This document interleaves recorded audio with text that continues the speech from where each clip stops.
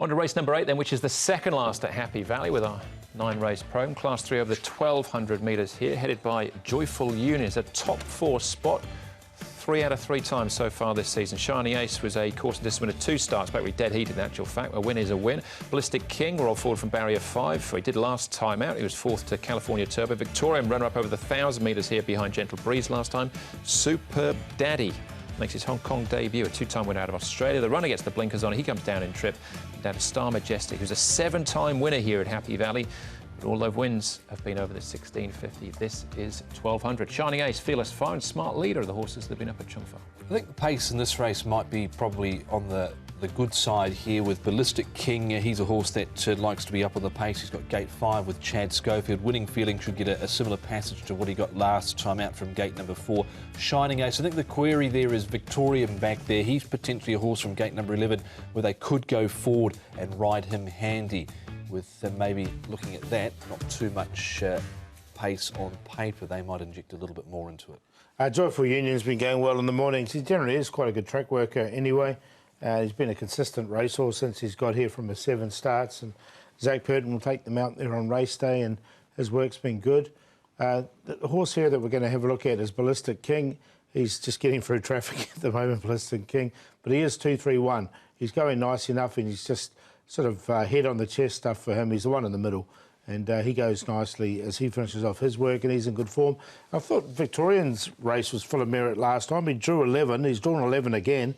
But look, he was a really nice run behind Gentle Breeze, and he's up to 1,200, which looks better for him. All right, OK. A few races and interview to get through here. Starting off with Ballistic King, Fearless Fire and Homemade. This is back on the 18th. Ballistic King, his win came back in October. Yeah, he's holding good form, this 5-year-old by commands for Jimmy Ting and Chad Schofield. A one-time winner that was here course and distance. Look, he had to do a little bit of early work because there was some speed up on the pace. There was 2 others that were challenging him, but he stayed on all right at the end. You can see him just maybe tiring a little bit there late, but he wasn't too far away from them. No, look, his last 3 starts have all been good after that win, and he's backed it up with 2 good runs. So, yeah, I found a spot for him. All right. Shining Ace shared the spoils with Aurora Pegasus 3 starts back. We'll see him go around in the final event, but this is last time out for him, finishing 3rd along with Nordic Warrior. Yeah, and another good run from Shining Ace, another horse that's really held his form together. He's drawn a little bit awkward, I thought, in 7, so they might just push a little bit forward, but it doesn't look like too much pace in the race. But he stayed on nicely once again here. Yeah, he did a real blanket finish there for the minors. He's actually quite versatile, this horse. He can either sit forward, he can sit back, but I think from a slightly better gate than he had last time, gate number 7, they will be handy with him. All right, that was actually 2 starts back for Shining Ace. It was last time out for Nordic Warrior. All right, what about Victorian? Let's hear from his jockey, Blake Shin. Blake Victorian, we rode him first up over 1,000 metres. He looked to be getting home really well that night. He did, yes. He hit the line really well. Probably a victim of just the bad barrier, having to ride him quiet. But it was great to see him return to his best form off the back of a little bit of a let-up and probably off the back of a bit of a disappointing run. But he's always promised that he's got nice ability, and I'm delighted to retain the ride on him. Do you think it's best to ride him cold from that draw again? Interesting question. Looking at the race, appears not a great deal of speed. There's a lot of get-back run-on types. You know, my horse has proven that he can race on the speed and win, so he appears a versatile type.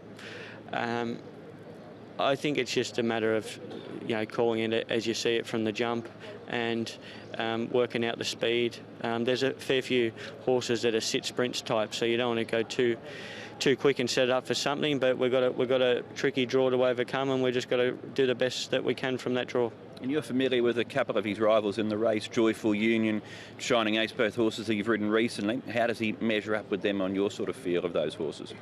Look, I'm very confident that he's good enough to beat them. Both of those horses have been running particularly well.